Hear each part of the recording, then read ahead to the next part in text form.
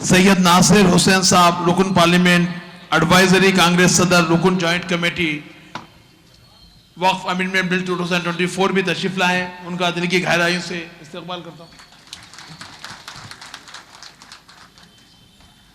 मैं अब मोहतरम इमरान मसूद साहब, रुकन पार्लियामेंट सहारनपुर और रुकन जॉइंट कमेटी वक्त अमेंडमेंट बिल 2024 से गुजारिश करता हूं वो हमको मुखातिब फरमाए।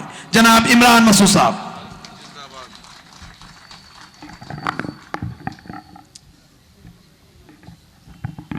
जनाब मोहम्मद अदीब साहब,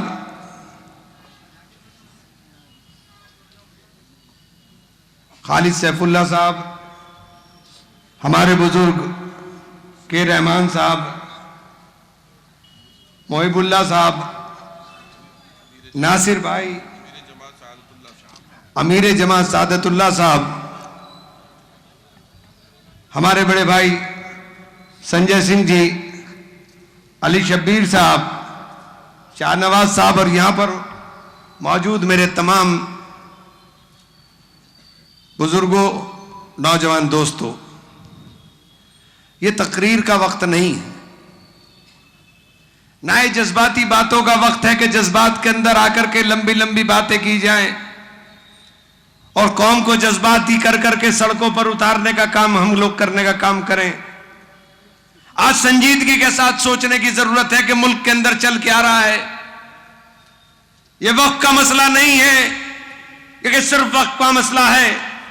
आज लड़ाई हिंदुस्तान के अंदर मुसलमान के खिलाफ नहीं है, आज लड़ाई हिंदुस्तान के अंदर इस्लाम के खिलाफ है। अगर यह समझ में नहीं आ रहा है तो आप बेवकूफी की काम करने का काम कर रहे हैं। यह शुरुआती काम है। वक्त के ऊपर तमाम तरह की जो बिल लेकर आया गया वो पूरी तरीके से गैर कानूनी है। हिंदुस्तान के दस्तूर ने, आईन ने हमें यह इख्तियार दिया कि हम अपने मजहबी फरीजे को आजादी के साथ करने का काम कर सके, उसमें कोई मदाखलत ना हो। और ये सीधे सीधे उस दस्तूर के और आईन की धज्जियां उड़ाने का काम कर रहा। बाबा साहब भीमराव अंबेडकर ने जब यह कानून बनाया था, दस्तूर बनाया था, लिखा था, बहुत सोच समझ करके लिखा था। और जो लोग आज इस काम को अंजाम देने का काम कर रहे हैं और जो हमसे पूछते हैं कि हम वफादार हैं कि नहीं, हम तो कल भी वफादार थे, हम आज भी वफादार हैं। हमें समझ नहीं आता कि तुम भी वफादार हो कि नहीं। तुमने कल माफिया मांगी थी, तुम्हारा एक आदमी कोई इंजेक्शन से जंग आजादी के अंदर खून देने वाला नहीं मिलता। हमारे उलेमा इकराम ने फांसी के फंदों को चूमने का काम किया था। हमसे पूछते हो कि हम वफादार नहीं। आज जो हालात मुल्क के अंदर बने हैं, यह बिल लाया गया और इसमें तरह तरह की शर्तें और ऐसी हैरत अंगेज शर्तें हैं।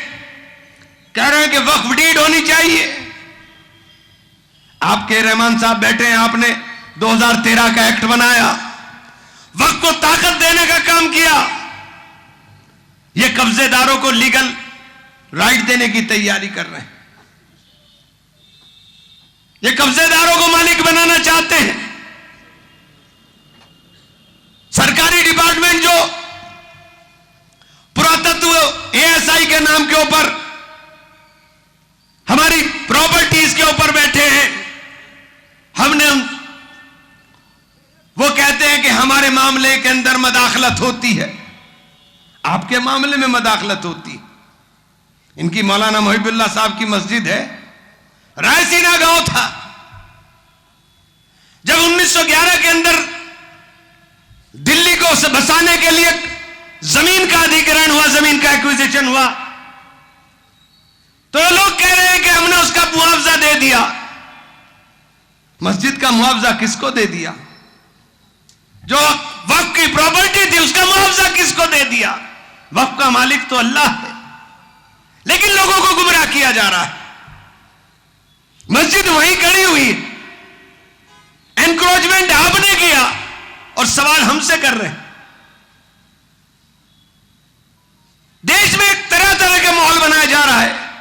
नई नई बातें आ रही हैं। एक साहब आए, मलंग हैं हम।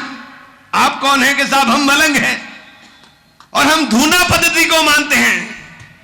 हम ये अग्नि को साक्षी मान करके ईश्वर की उपासना करते हैं, इबादत करते हैं। एक साहब ने मुझसे ये कह दिया, मैंने कहा साहब आप ये मुझे बता दीजिए, जो आप मलंग बाबा हो, एक बहुत बड़ी दरगाह है और बहुत बड़े बुजुर्ग हुए हैं मकनपुर के अंदर, वहां का फर्जी नाम इस्तेमाल कर रहे हैं और हमसे कह रहे हैं। हमने कहा साहब आप ये जो मुझसे सवाल कर रहे हो, आज मुझे टेलीफोन करा एक साहब ने रतलाम से कि आपने तो हमारे समुदाय के खिलाफ बोल दिया। मैंने कहा क्या बोल दिया आपके समुदाय के खिलाफ? क्या आपने कहा कि हमारे समुदाय मजहब से ताल्लुक? मैंने बिल्कुल गलत। मुझसे जब आपके एक आदमी ने सवाल किया कि हमारे समुदाय के अंदर ना मुफ्ती होता ना मौलवी होता, तो मैंने यह कहा था आपसे कि साहब मेरी मस्जिद का इमाम आपके समुदाय से, यह बात आपकी गलत है। मुसलमान होने की गारंटी है कि अल्लाह की जात में जो किसी की शिरकत ना मानता हो वो मुसलमान है, और जो अल्लाह की जात में किसी को शामिल करने की बात करता हो वो मुसलमान नहीं है। आज झगड़े और पिछड़े की बात की जा रही है। आज बात की जा रही है कि हमारी जायदाद जो वक्फ की जायदाद है उनकी डीड बनाई जानी चाहिए। 90% जायदाद हमारी, 90% जायदाद, सबसे ज्यादा जायदाद आंध्रा के अंदर ही है, तेलंगाना के अंदर है। 90% जायदाद हमारी 1906 से पहले की है। 1906 में पहली मर्तबा हिंदुस्तान में रजिस्ट्री शुरू हुई जमीनों की। वक्फ एक्ट आया 1913 के अंदर। वक्फ कोई एक्ट से बंधा हुआ फरीजा नहीं है। वक्फ मुस्लिम पर्सनल लॉ बोर्ड से आया है, मुस्लिम पर्सनल लॉ से आया है। वक्फ सदियों से होता चला आ रहा है, और हमारे आबा और अजदाद ने तमाम जमीन जायदाद इसलिए वक्फ करने का काम किया था कि आने वाले दिनों में हमारे बच्चे, हमारे गरीब लोग वक्फ की इन जायदादों से फैज उठा सके, उनसे कुछ फायदा हो सके। आज उनके ऊपर नजर लगी हुई है। अभी बता रहे थे आंध्रा की कितनी जमीन, मुझे एग्जैक्ट नहीं मालूम कि आप जो कह रहे हैं वो सही है, लेकिन यह जरूर है कि पूरे हिंदुस्तान के अंदर सबसे ज्यादा जमीन आंध्र प्रदेश और तेलंगाना के अंदर वक्फ की है, और वक्फ के पास 9,44,000 एकड़ प्रॉपर्टी है। ये वक्फ डीड मांग रहे हैं, ये गजट नोटिफिकेशन को मानने को तैयार नहीं। ये बार बार सवाल करते हैं कि हम लोग ये कानून इसलिए ला रहे हैं कि पसमंदा मुसलमानों को हम फायदा पहुंचाने का काम करते हैं। ये मुसलमानों के अंदर जो लाइन खींच करके तोड़ करने की कोशिश है। ऐ मुसलमानों, तुमसे कहना चाहता हूं, आप सल्लल्लाहु अलैहि वसल्लम के आखिरी खुतबे के बाद जब आपने कहा था आज के बाद किसी गजबी को, किसी अरबी के ऊपर कोई फौकियत हासिल नहीं होगी, फिर ये कहां से निकल कर आई ये बात? ये बात उन्हीं लोगों की है जो लोग चाहते हैं कि आप कमजोर हो जाए। मैंने शुरू में इसका जिक्र कर दिया कि लड़ाई मुसलमानों तुम्हारे खिलाफ नहीं है, लड़ाई इस्लाम के खिलाफ है। और अगर इस बात को समझने में देरी करने का काम करोगे तो नुकसान उठाने का काम करोगे। हिंदुस्तान का दस्तूर, आईन हमें हमारे फरीजे अदा करने की इजाजत देता है, लेकिन यह कानून आने के बाद हम आपको इतना कहना चाहते हैं कि मैं आंध्रा की धरती पे हूं, तेलंगाना की धरती पे हूं, और यहां से ऐलानिया कहना चाहता हूं कि दबाव बनाइए चंद्रबाबू ऊपर, चाहे आपने 15% वोट दिया या 20% वोट दिया, आपके वोट के ऊपर सरकार बनी है। अरे कुछ करो ना करो, कम से कम इस कानून की मुखालफत करने का काम कर दो। यहां से ऐलान करना चाहता हूं और गुजारिश करना चाहता हूं आप तमाम, यहां खासतौर से मुस्लिम पर्सनल लॉ बोर्ड से, कि बड़े जलसों के आयोजन करिए अमरावती के अंदर और करिए पटना के अंदर, दबाव बनाइए नीतीश कुमार के ऊपर। हमसे वोट चाहिए, लेकिन हमारे इतने अहम फरीजे के ऊपर अगर हमारा साथ नहीं दोगे तो हमारे आप दोस्त तो छोड़िए, बदतरीन दुश्मन हो। अगर ये दबाव बनाने का काम नहीं करोगे, हम लोग किस हैसियत के अंदर हैं? अगर 10 MP हमारे और आ गए होते तो हिंदुस्तान की तस्वीर दूसरी होती। लेकिन आपको तो, खासतौर से मैं अपने लोगों को कह रहा हूं, आपको वोट को रेवड़ियों की तरह बांटने की आदत है। कौन इसका हकदार है, यह समझने की जरूरत है। मैं आज आपसे कहना चाहता हूं कि इस मुल्क के अंदर जरूरत आज संजय सिंह जैसे लोगों की है, जो सेक्युलरिज्म का झंडा थाम करके आपकी आवाज को मजबूती के साथ उठा दे। आज बदकिस्मती है, हम मुसलमान भी नहीं रहे, हम मुल्क में अल्पसंख्यक हो गए, और वो पार्टियां हमें अल्पसंख्यक बोलती हैं जो हमारे वोट के ऊपर दम चलने का काम करती है। मैं मुबारकबाद देता हूं अपने नेता राहुल गांधी को कि पार्लियामेंट में खड़े होकर के दमदारी से उन्होंने कभी अल्पसंख्यक नहीं कहा, उन्होंने कहा सीधे मुसलमानों की बात की। अभी अजीब साहब ने सिखों का जिक्र किया। एसजीपीसी का जैसे इलेक्शन होता है, अगर ऐसी सिस्टम ने वक्फ बोर्ड के अंदर शुरू से तय किया होता तो आज ये नौबत ना आती। और वो स्पिरिट हमें अपने अंदर पैदा करनी पड़ेगी, वो हौसला, वो हिम्मत पैदा करनी पड़ेगी। मौत और जिंदगी अल्लाह के इख्तियार में है, किसी के हाथ में नहीं है। जिस दिन मौत आनी होगी आकर रहेगी, और जो आपके मुकद्दर में लिखा है वो होकर रहेगा। इसलिए खौफजदा होने की जरूरत नहीं। अल्लाह का डर अगर दिल में कायम रहेगा तो हिफाजत करने वाला अल्लाह है। लेकिन आज मुसलमान के दिल में अल्लाह का डर कम, सरकार का डर ज्यादा हो गया है।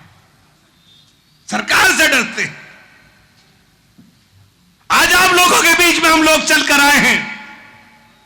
यहां आने का मकसद सिर्फ यह है कि हैदराबाद से मजबूत आवाज उठे, हैदराबाद से मजबूत संदेश जाए और पूरे मुल्क के अंदर जाए कि यह लड़ाई मुसलमानों तुम्हारी नहीं है, यह लड़ाई इस मुल्क के दस्तूर को और आइन को बचाने की है। यह लड़ाई इस मुल्क के दस्तूर और आइन की हिफाजत करने की है। आज अगर मुसलमान का वक्त छीना जा रहा है, कल मंदिर का खजाना भी खाली होने का नंबर आएगा, कल गुरुद्वारे का भी नंबर आएगा। जब आग लगेगी, किसके पड़ोस में कौन रहता है ये नहीं पूछती आग, सबका घर जलाकर खाक करती है। ये आग लगाई है। आज जरूरत है इस बात की कि जागो और अपने तमाम हम वतनी भाइयों के साथ मिलकर के इस लड़ाई को लड़ने का काम करो। और लड़ाई को सिर्फ ये जो अभी एक सवाल आया, मैं सुन रहा था कि जो आपने यहां से प्रचार किया, हम लोग आ रहे हैं, तो लोग कहने लगे वक्फ ने किसका भला किया। अरे आपको पता है वक्त क्या है? मरोगे तो दफनाए कहां जाओगे? कब्रिस्तान भी तो वक्फ है। अल्लाह की याद आएगी नमाज पढ़ने, तौफीक अल्लाह देगा। नमाज के लिए तो मस्जिद में जाओगे, वो भी तो वक्फ है। आप भलाई और बुराई की बात करते हो। ये साजिश के तहत हमारे बीच में बरगलाने का काम किया जा रहा है। ना दरगाहें बचेंगी, ना खानकाहें बचेंगे, ना आस्ताने बचेंगे, ना कब्रिस्तान बचेंगे, ना ईदगाहें बचेंगी। तो कहां जाओगे जब तुम्हारे पास मालिकाना हक ही नहीं रहेगा। इसलिए आप लोगों से कहना चाहता हूं कि लड़ाई फिरकों में बंटने की नहीं है, यह मजबूती के साथ ईमान की रस्सी को थामने की है। अगर आज भी मुसलमान ने ईमान की अपनी उस रोशनी को दिल में जगाने का काम ना किया तो फिर तबाही से आपको कोई बचा नहीं सकता। बस इस दुआ के साथ, इस उम्मीद के साथ कि अल्लाह ताला हम सबको हौसला और हिम्मत दे। बहुत बहुत शुक्रिया।